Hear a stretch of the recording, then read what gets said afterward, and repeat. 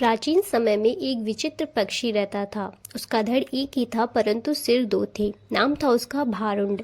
एक शरीर होने के बावजूद उसके सिरों में एकता नहीं थी और ना ही था तालमेल। वे एक दूसरे से वैर रखते थे। हर जीव सोचने समझने का काम दिमाग से करता है और दिमाग होता है। सिर में दो सिर होने के कारण भारुंड के दिमाग भी दो थे, जिसमें से एक पूरब जाने की सोचता तो दूसरा पश्चिम। फल यह होता था कि टांगे एक कदम पूरब की ओर चलती तो अगला कदम पश्चिम की ओर, और भारुंड स्वयं को वहीं खड़ा पाता था। भारुंड का जीवन बस दो सिरों के बीच रस्साकसी बनकर रह गया था। एक दिन भारुंड भोजन की तलाश में नदी तट पर घूम रहा था कि एक सिर को नीचे गिरा एक फल नजर आया। भारुंड ने उसमें चोंच मारकर उसे चख कर देखा तो जीभ चटकाने लगा। वाह, ऐसा स्वादिष्ट फल तो मैंने आज तक कभी नहीं खाया। भगवान ने दुनिया में क्या क्या चीजें बनाई हैं। अच्छा, जरा मैं भी चख कर देखूं, कहकर दूसरे ने उसकी चोंच उस फल की ओर बढ़ाई ही थी कि पहले सिर ने झटक कर दूसरे सिर को दूर फेंका और बोला, अपनी गंदी चोंच इस फल से दूर ही रख। यह फल मैंने पाया है और इसे मैं ही खाऊंगा। अरे, हम दोनों एक ही शरीर के भाग हैं। खाने पीने की चीजें तो हमें बांटकर खानी चाहिए।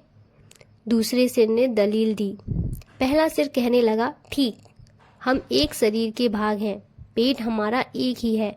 मैं इस फल को खाऊंगा तो वह पेट में ही तो जाएगा और पेट तेरा भी है।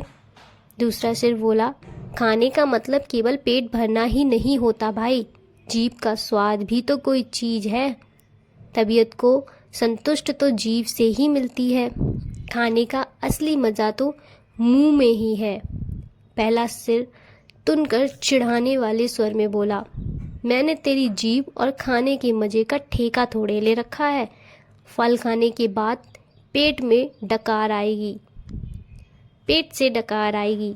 वह डकार तेरे मुंह से भी निकलेगी, उसी से गुजारा चला लेना। अब ज्यादा बकवास ना कर और मुझे शांति से फल खाने दे। ऐसा कहकर पहला सिर चटकारे ले लेकर फल खाने लगा। इस घटना के बाद दूसरे सिर ने बदला लेने की ठान ली और मौके की तलाश में रहने लगा। कुछ दिन बाद फिर भारुंड भोजन की तलाश में घूम रहा था कि दूसरे सिर की नज़र एक फल पर पड़ी। उसे जिस चीज की तलाश थी उसे वह मिल गई थी।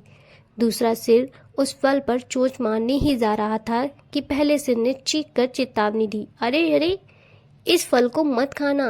क्या तुझे पता नहीं कि यह विषैला फल है? इसे खाने पर मृत्यु भी हो सकती है। दूसरा सिर हंसा, हे, तू चुपचाप अपना काम देख।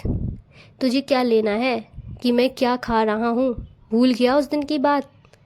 पहले सिर ने समझाने की कोशिश की, तूने यह फल खा लिया तो हम दोनों मर जाएंगे। दूसरा सिर तो बदला लेने पर उतारू था। बोला, मैंने तेरे मरने जीने का ठेका थोड़े ही ले रखा है। मैं तो खाना चाहता हूँ वह खाऊंगा, चाहे उसका नतीजा कुछ भी हो। अब मुझे शांति से विषैला फल खाने दे। दूसरे सिर ने सारा विषैला फल खा लिया और भारुंड तड़प तड़प कर मर गया। सीख, आपस की फूट सदा ही ले डूबती है।